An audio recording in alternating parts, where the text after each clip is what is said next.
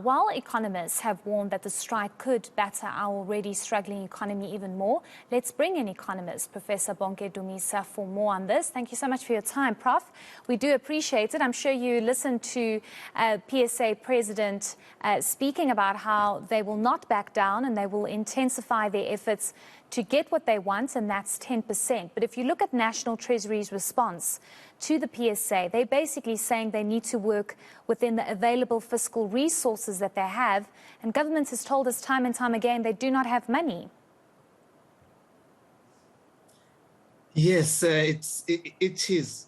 This is a very important issue, but let me just say it up front that the PSA and the trade unions involved who are saying that they are going to have a major wage increase strike on Tuesday are really acting very irresponsibly.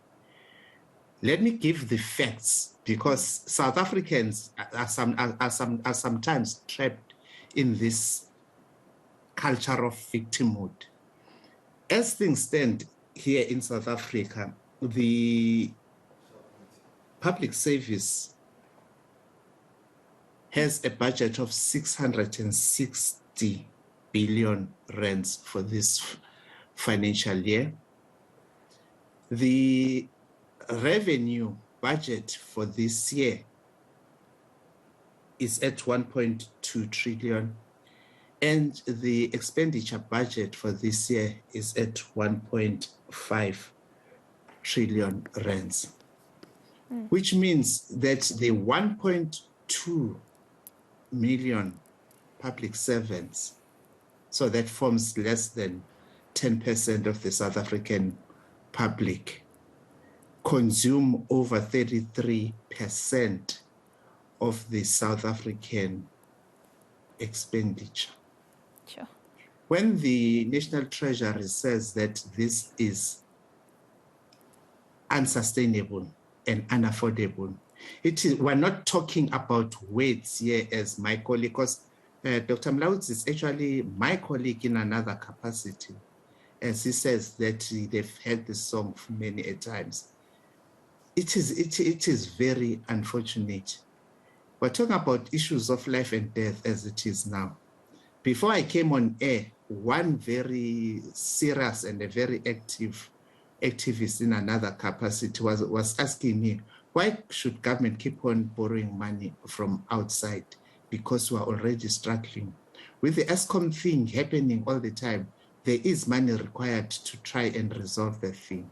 So when the public servants say we don't care about all that thing, we want our money, that is very irresponsible. That's very selfish, because it means they do not care about the total, the full interest of the public. Because where will this money come from? Should the government go and borrow more money in order to do the thing? The government is already...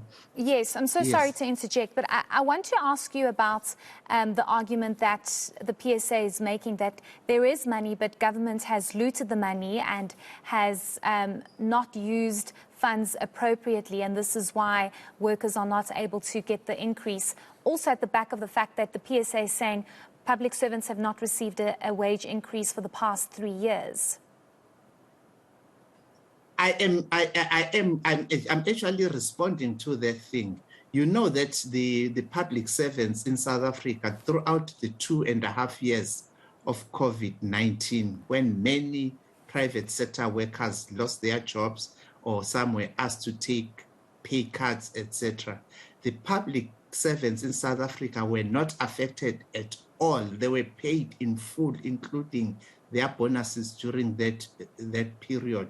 So it's not like the government is not taking care of the public servants. In fact, they've been privileged. That's why I was giving you these percentages.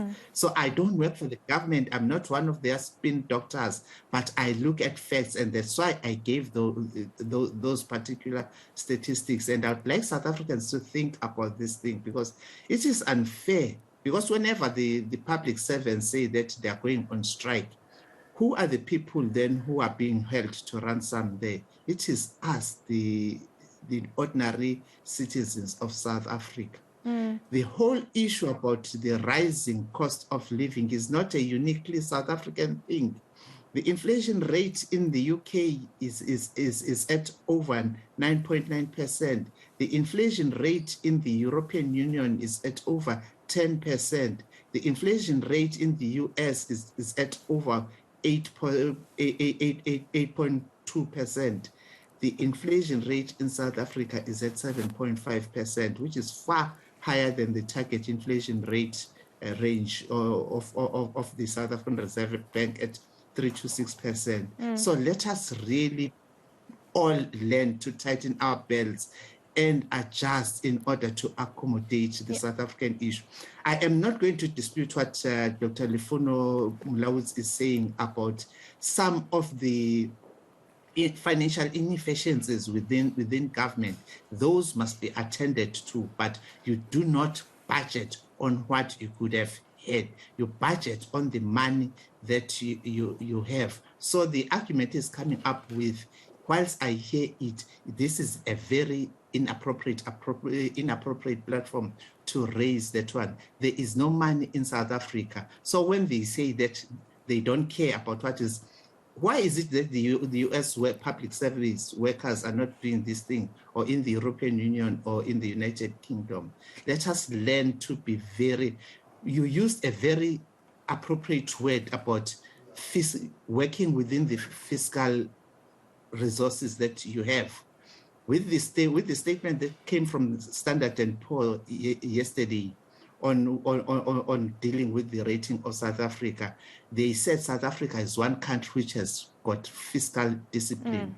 So are they saying then that the South African government must not be fiscally disciplined? This is very unfortunate for people who should know better. Yes, I mean, we're just going to have to wait and see what happens come Tuesday. But thank you so much for your insights. We do appreciate it. That is economist Professor Bonke Dumisa. And the PSA is threatening to shut down the country on Tuesday, bringing in other unions as well. So we'll just have to wait and see.